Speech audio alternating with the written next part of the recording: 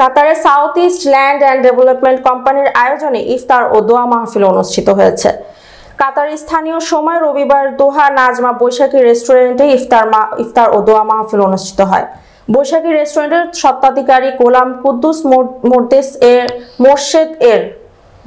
কুদ্দুস মোর্শেদের সভাপতিত্বে ও সাংবাদিক এম.এ. সালামের সঞ্চালনায় ইফতার ও দোয়া মাহফিলে প্রধান অতিথি হিসেবে উপস্থিত ছিলেন কাতারে নিযুক্ত বাংলাদেশের রাষ্ট্রদূত মোহাম্মদ নজরুল ইসলাম।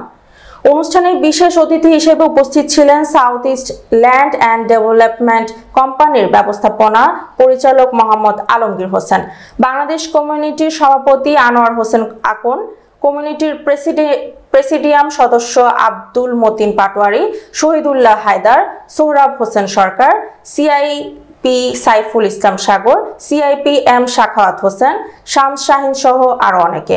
ইফতারের আগ মুহূর্তে দেশ জাতির মঙ্গল কামনা করে দোয়া ও মোনাজাত পরিচালনা করেন হাফেজ মাওলানা আবু তোহা।